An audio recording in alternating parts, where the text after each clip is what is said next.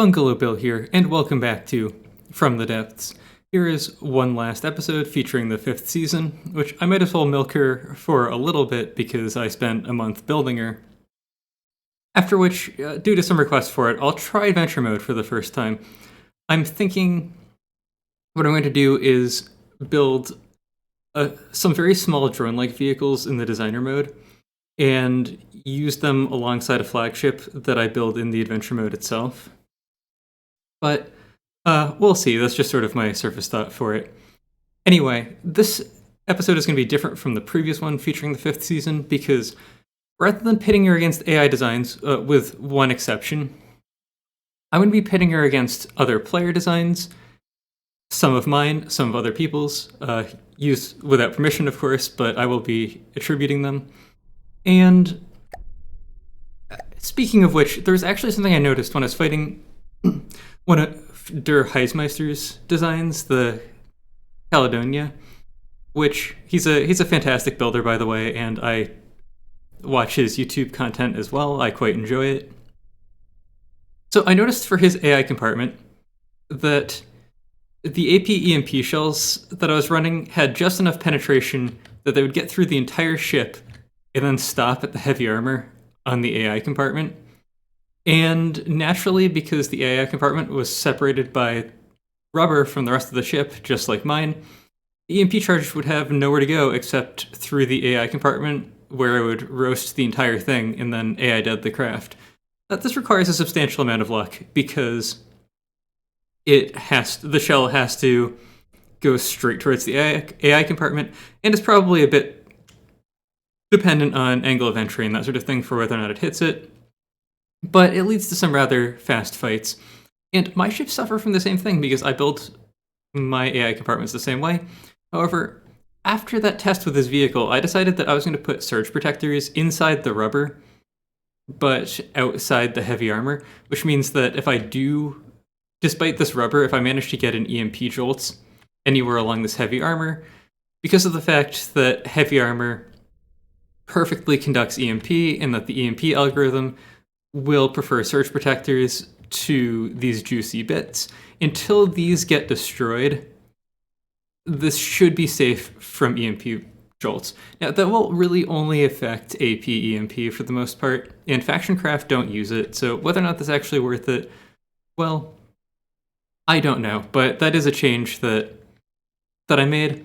And something else I'm considering doing after some of these tests that I've done is adding a little bit of wedge armor into the beam, or into the broadside armor around the AI and the turrets. Of course, to make my AI more durable, I did put my cram cannons here. So the wedge armor wouldn't be as useful because it would be all the way out here for the AI. The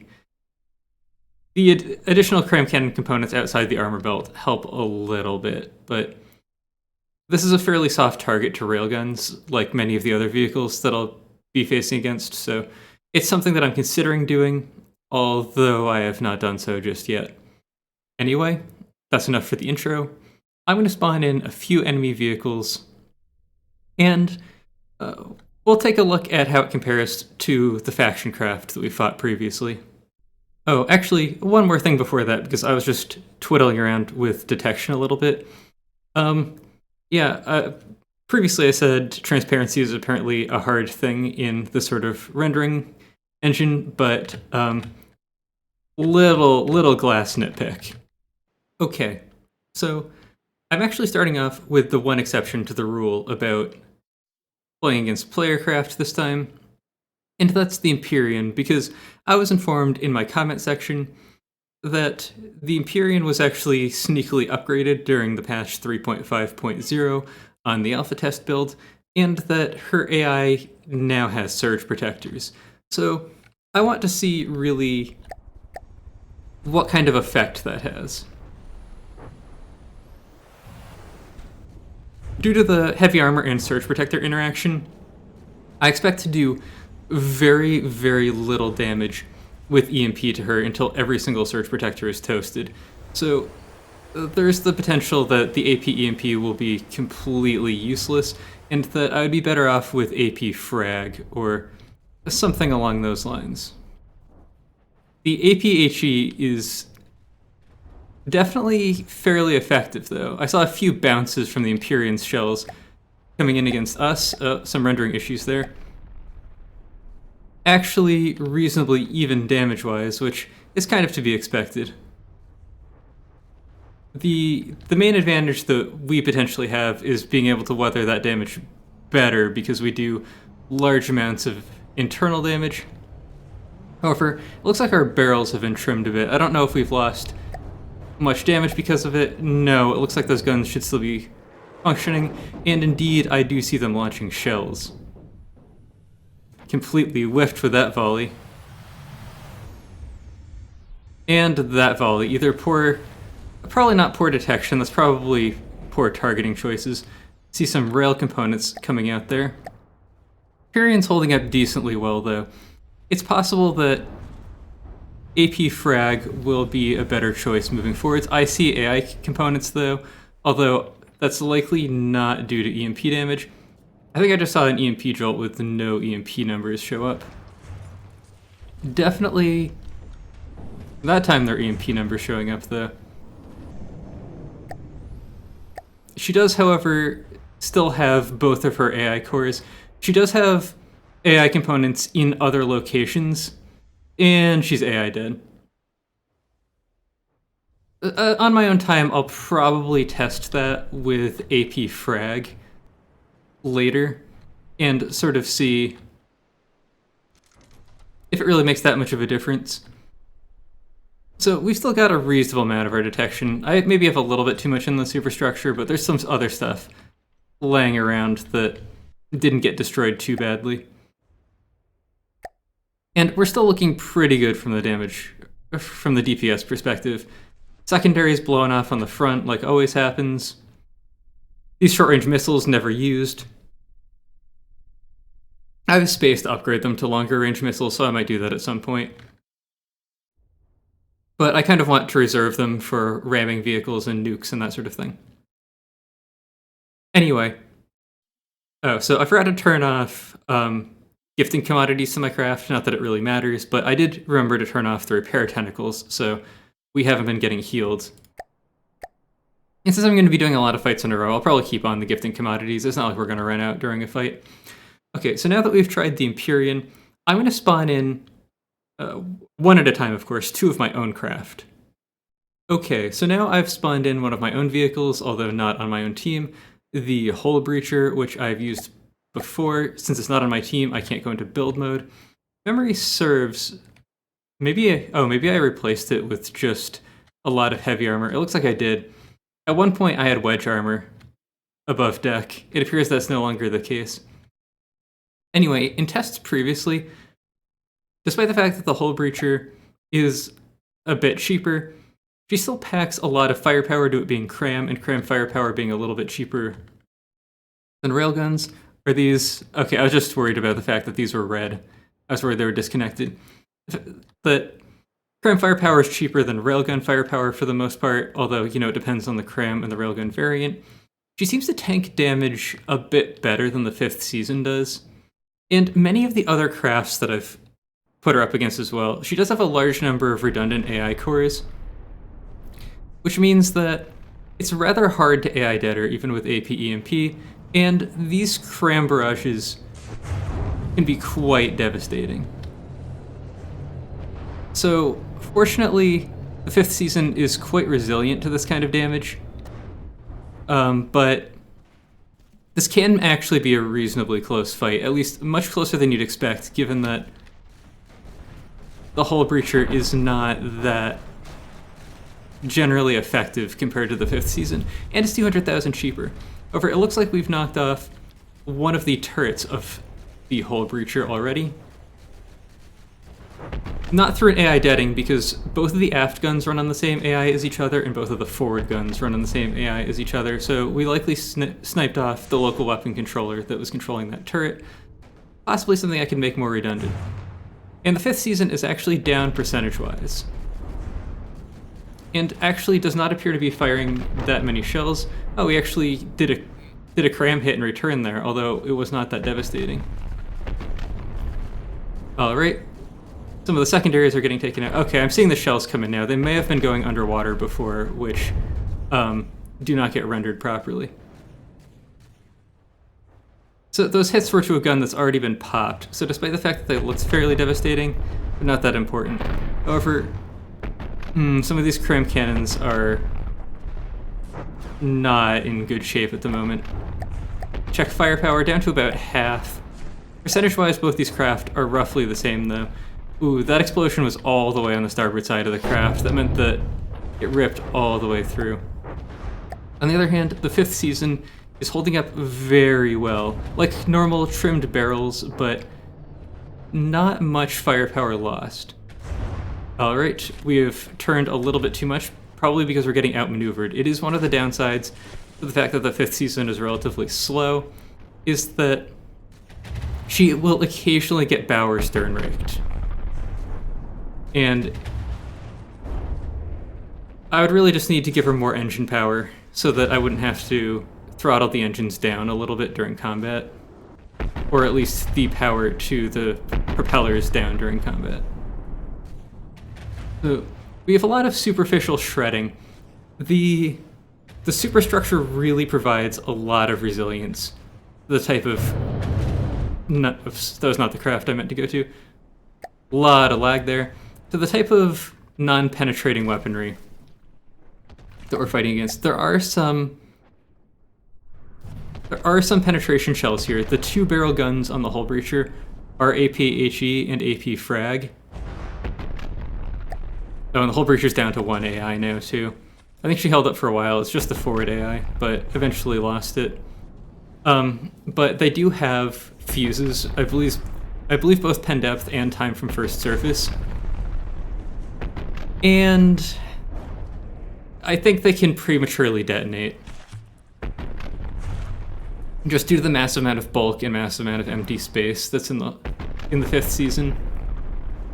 It can sometimes be difficult with certain types of weaponry to actually do meaningful damage because of that. Especially hollow point rounds, she's particularly immune to those. Alright, I think this conclusion is basically foregone. The hull breacher, I think, holds out for a remarkably long period of time. Against this kind of rail fire, it'd be a little bit better with some wedge armor, but ultimately doesn't win. Did take 12% off the 5th season, would possibly take a little bit more. No, she's pretty much done now. But a decent showing. I think I could revamp her AI boxes like I did with the 5th season to make her a little bit more resilient to AP EMP, but she still has the problem of AP-HE charges going off inside of them, or just armor-piercing rounds ripping all the way through the AI compartments. So, you know, maybe some AI compartment upgrades plus a little bit of wedge armor to the belt line like I want to do with the 5th season would make her more resilient, but a 200,000 less cost plus cram versus railguns is not really where you want to be in this fight. Alright, I'm going to load up one of my other vehicles, primarily a missile cruiser, and see how she does. It's not a test that I've done before. Alright, I have loaded in the Sekhmet, a ship that has had a fair amount of screen time, at about 100,000 materials more expensive than the 5th season. I've used her fairly extensively in the Neater campaign, although I've built her over a year ago. She's meant to be a very all-around craft, with a lot of CWIS, missiles for taking out enemy large vehicles, hollow point supercavitation base rounds for giving a little bit of game against submarines so she can take out the black current and that kind of thing. Although, if I was to redo them now, I'd probably use AP EMP with base bleeders because they'll probably still do well enough at taking out submarines like the Black Current at the range that she fights at, but would be significantly more devastating against other craft. That, despite the cost and size of this rail turret, she is primarily a missile cruiser. Anyway, let's see how she does. Yep, so those hollow point shells coming in, ripping off a chunk of armor. I'll go to the Sekhmet in a moment, but what I'm interested in is how this missile barrage is going to come down. So here are the huge missiles. Looks like they're coming in. Oh, just missed the turret. That one got a barrel. That might actually be pretty bad. I don't really expect these heat rounds to do that much.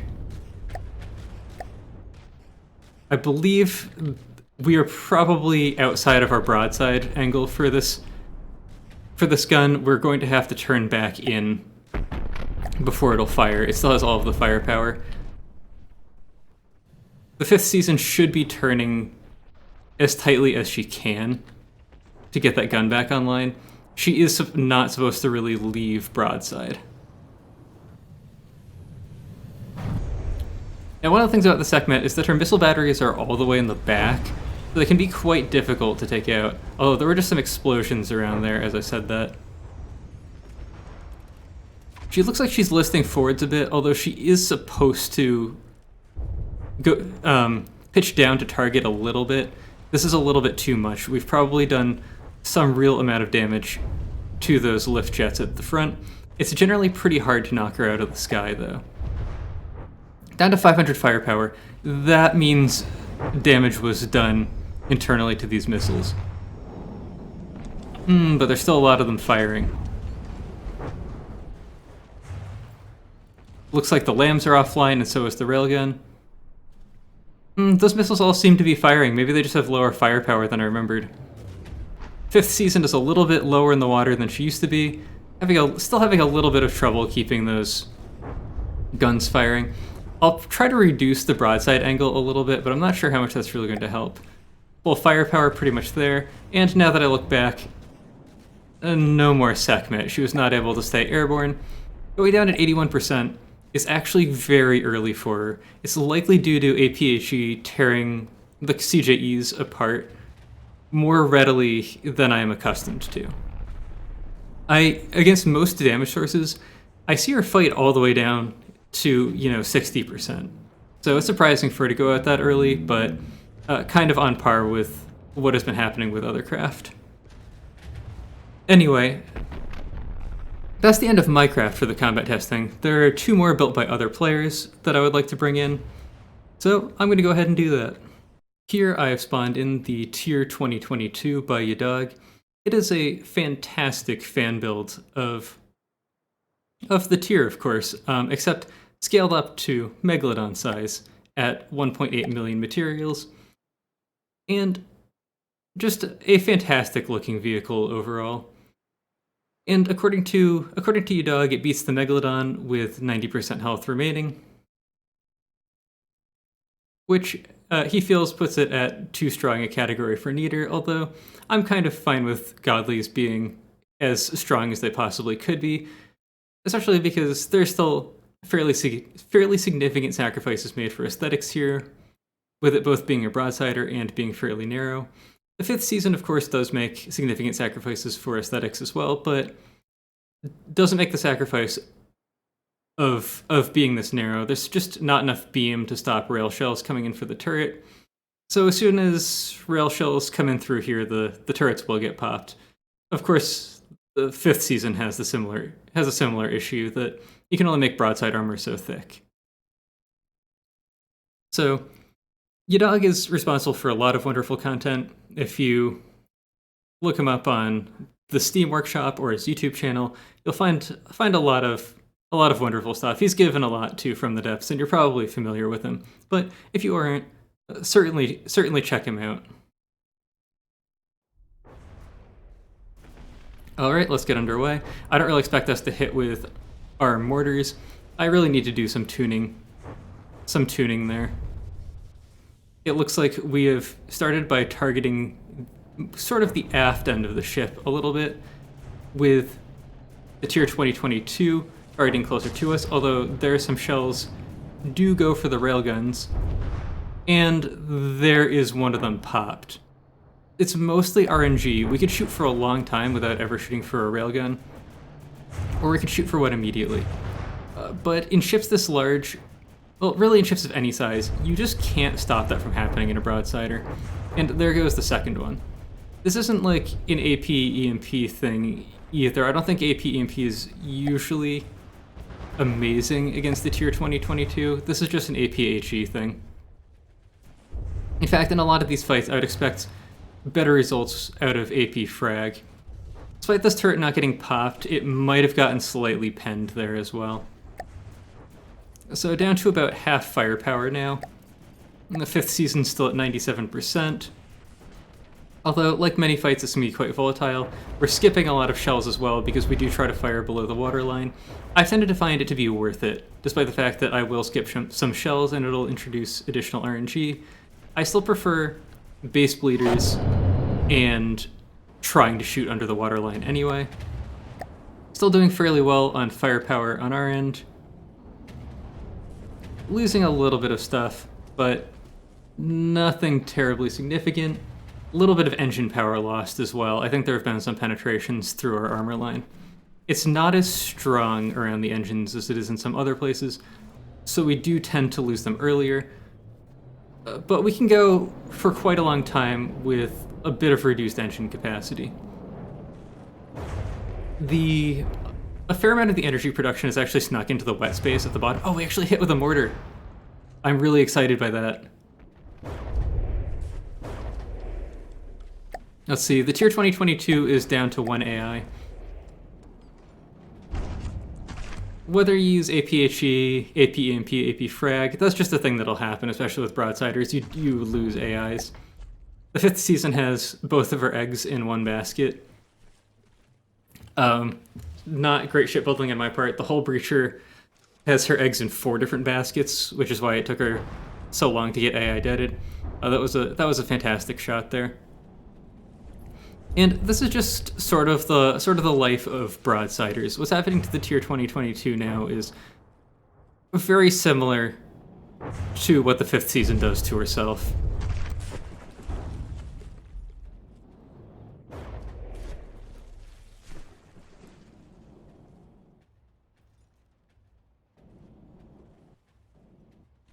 But definitely a fantastic build, and the tier 2022 is highly flexible against different ships in a way that the 5th season is not. Torpedoes, missiles, lambs, Sea Whiz. She has a lot of stuff going on, and should be a bit more functional in a flagship role than the 5th season is. Where the 5th season is designed just to absolutely destroy big vehicles, the tier 2022 is designed to really take the role of a flagship and would be more comfortable fighting large fleets of vehicles, defending herself from relatively small munitions to have high staying power in fights, while still packing enough of a punch to, fight the Megalodon and that sort of thing. A very well-considered, well-rounded, and flexible vehicle. And, your ships have to lose to something. That's just how it is. The 5th season isn't going to lose to many other Broadsiders of her weight class that don't do the same thing. You could certainly make the 5th season that just does the same thing better, maybe just with more wedge armor or something. But, or through a number of other ways. There's a number of cut corners, some amount of stuff that didn't fit the way I needed it to and is packed in weird places, or that sort of thing. But your ships are going to lose this to something. The 5th season will get absolutely demolished by ramming vehicles due to her poor point defenses. She does have some point defenses, and her main guns will kill moderately sized vehicles coming into rammer. But if you took a lot of my own vehicle, the Reamer, like 10 of them, the 5th season would have significant difficulty stopping them. Especially if you put a decently large ship like the Hull. So you could do the Hull Breacher and I think 8 Reamers against the 5th season, and the cost would be the same. The 5th season would get absolutely wrecked. It wouldn't even be close. I haven't tested it. There doesn't seem to be much of a point. But could do a little bit of work shoring up her weaknesses at some point. I have made sure that she at least she at least kills nukes, so you can put the Empyrean or the Treachery against her and that sort of thing, and she doesn't get completely destroyed. But well-built ramming craft are in a realm of their own. You can't take them down with a sort of light sea whiz fire that the 5th season brings to bear. Alright, at this point, we're just shooting at a floating piece of metal. So let's move on to another vehicle, also designed by someone who I have a lot of respect for, and I believe builds wonderful vehicles and has been providing great content in this community for a long time. It is now the following day. I did this test previously, but then I watched one of Heizmeister's videos today, and he explained that he had done a rework of the Caledonia, so I am redoing this test today. The Caledonia uses fleet colors, and I've spawned it under the Grey Talons, so she is here in Grey Talon coloration rather than the Heizmeister signature blue and gold. And she's generally a fantastic vehicle, one that's quite a bit more well-rounded than the 5th season. According to Heizmeister, this version of her will kill the Megalodon. Similar to the 5th season, she has some maneuverability issues, which often leads to her getting stern or bow raked, depending on the spawning orientation. The 5th season herself is not fast, but is faster than the Caledonia, so this may happen in this fight, this may not. Other ships of mine, like the Hull Breacher, which is significantly faster than the Caledonia, can exploit this. Even if spawned in at a long range, can rotate around to her stern, where she stays while taking very little return fire. But something that's not terribly hard to fix. I did also notice that 3 of the clips in the turrets are missing autoloaders, or are missing ammo intakes, not autoloaders. So if she is forced to reload, her rate of fire will drop a little bit. She also mixes numbers of clips, so the rate of fire for her guns will stutter slightly. It's not a huge issue, and it's something that for very difficult Tetrises like this 3-barrel Tetris, I find very difficult to make highly efficient. With small amounts of rail charge, which the Caledonia uses relatively little rail charge, you kind of have to mix numbers of clips on autoloaders to get it to work. It's really only a small optimization. I've also allowed both of these ships to get up to speed because the Caledonia uses steam engines, and I wanted her to have the best chance that she possibly can. So let me turn the weapon system on and then unpause it. So something to note immediately is that the 5th season shells are... yeah, we'll do another test after this. This will be test 1. So this is something I was talking about in the intro. A single volley can do this, right? So, well, in this case, we actually got through the heavy armor. So this could have been, from the damage numbers at the top right, could have been APHE. If I go back in time, because if we did EMP damage, it will have disappeared by now. Perhaps I could tell, but this could have been APHE. I've also seen the shells stop. I hit shift by accident. I've seen the shells, let me find my place again, stop right here on the heavy armor, and then just put an EMP jolt straight through. In this case, it doesn't matter what the shell was, it would have taken everything out inside. But this has happened in one of my tests previously, and it's actually the reason that I made those small tweaks to the 5th season. I think the 5th season has slightly beefier broadside armor, but not by a huge amount. So this can probably happen to her as well. This is just sort of the perils of fighting with broadsiders. It's going to happen. And the Caledonia only has 2 AIs, both of which are in the same compartment. The 5th season does the exact same thing because I was lazy. My sort of other big ship, the Hull Breacher, well, I have a few other big ships, but the Hull Breacher is the only one that's actually built well. The Excessive Force is kind of a meme. Hull Breacher has 4 AIs, I believe, in 3 separate compartments. 2 of the minor AIs share a compartment, and the 2 main AIs are in separate compartments from everything. Anyway, I'm going to give the Caledonia another chance, because this doesn't happen that often. I've run a few other tests, it's like 25% maybe. So I will pause recording, bring the Caledonia up to Steam again, and try this once more. Okay, I've spawned in the Caledonia once more, given her a little bit of time to get up to speed, but I don't want too much time because the 5th season is eventually going to circle around. It's not as bad as it looks right now because the Caledonia is intentionally steering away a little bit, although I did spawn her at quite a range. Once again.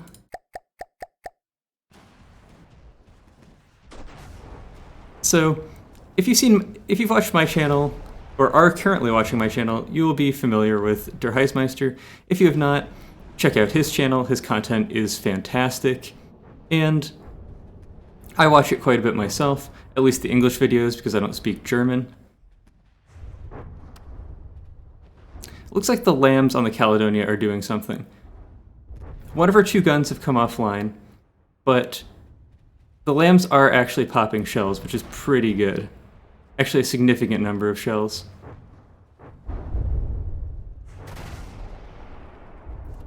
It is a cost of... There goes another turret. There is a very significant cost to using payload shells, and it's that lambs are far more effective against them. However, the lambs have either been fairly well depleted, or perhaps somewhat crippled.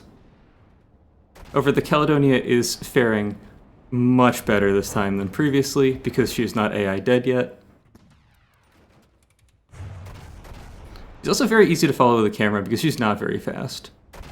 And indeed, her propellers, they're all still there. In some tests, like against the Megalodon, I've seen them get lost fairly quickly.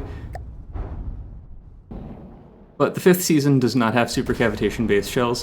One of the reasons she has so much more penetrating power than the Caledonia is because she uses base bleeders instead of supercavitation base. It makes her unable to fight submarines. It's a significant weakness. There's a very real cost to it. I should have turned repair tentacles off. Given that I have no repair bots on my vehicle and the Caledonia does have repair bots, well, you could think of it as only being fair, but I doubt the Caledonia has very many repair bots. Still, oh, that was a hit to one of our offline COSs on the back. Regardless, it doesn't make that much of a difference. This is how roughly all of these go. I've done, or the test I did yesterday, I did remember to actually turn off the repair tentacles before I did all of them.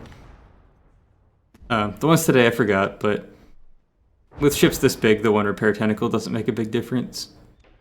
And now all of the guns on the Caledonia are offline. So she's entirely down to missile firepower if she is still launching missiles, which it looks like she is not.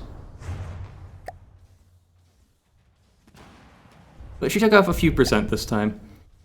I think I forgot to mention it, and it may be spoilers if I don't put this clip at the end, but I think out of all of the tests that I did, the hull breacher took the most damage off.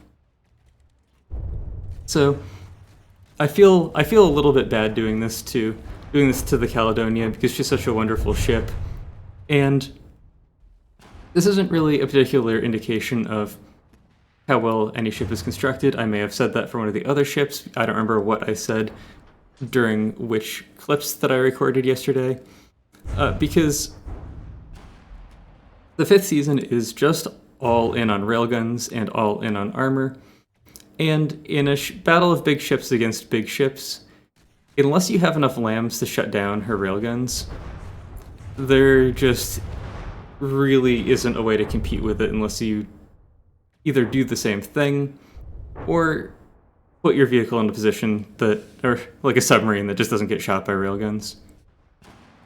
However, something like the Caledonia is much more effective as a flagship of a fleet because she's able to engage against many different targets and still be quite effective. whereas the 5th season is restricted to surface and air targets only. And doesn't have active defenses, which significantly reduces her staying power in battle. She's reliant on her armor scheme with a very large amount of spaced armor. And that's pretty much it. And just killing the target first, right? If the target's dead, it can't kill you. As I always say, death is the best status effect. So it looks like the Caledonia is still launching a few missiles. And is actually faring very well down to a low percentage. The 5th season has no underside props, so she starts to swamp at a relatively high percentage, because she doesn't use lightweight alloy either.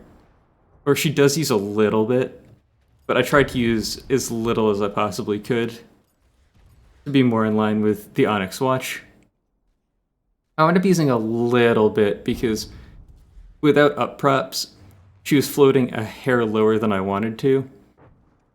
So I swapped some of the deck armor and a little around the bow and the stern where it wasn't that important to light alloy, just to make her a little bit lighter, get her floating.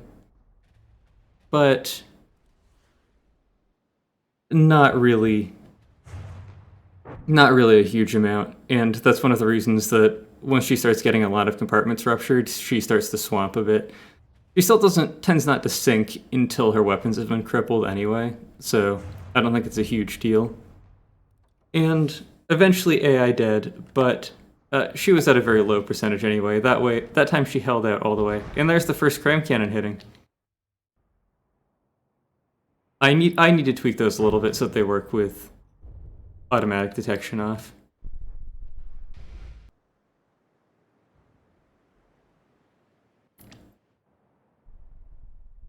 So the Caledonia, this version of her, shoots 360-degree AP frag, and it's reasonably effective. It has a very light rail assist, so it just doesn't have the power to pop these turrets, which have a small amount of heavy wedge armor in the front. I say a small amount. It's small compared to the Scarlet Dawn, or that sort of thing. It's much more armor on these turrets than ships often have, but her normal armor belt doesn't actually have heavy armor in it. Let me lock view this way so that I can move a little bit more freely rather than rotating. So some of these shots are really going to get in here and do a lot of damage. For example, this, I believe, is an ammo compartment. Fortunately, there's a lot of small engines, so it's okay to lose a few engines like this. It's just not okay to lose that many. So something like this came in right under the AI compartment. I have been thinking about beefing up the AI compartment a little bit, but something like this is significant damage. And when I say beefing up the AI compartment, I really just mean it's really putting some amount of wedge armor in. I don't think it's swapping in more heavy armor into this armor belt, but I might, like heavy armor beam slopes or something. Somewhere in here. Maybe actually earlier rather than later, because when armor-piercing rounds hit a slope, that damage reduction continues until the hidden air gap. So I'd want to put it before a lot of this armor. So maybe cram cannon, which is outside of the armor belt, and then heavy armor beam slopes just protecting the AI compartment. And a similar thing just on the turrets. The turrets don't get shot at that much because there's so many engine bits in the middle that target clusters of blocks usually shoots there. I'm looking for a hole near the turrets. There just isn't one. Because this isn't the most armor. The turrets themselves have a heavy armor half shield at the front, so that's one of the reasons they don't get popped that often.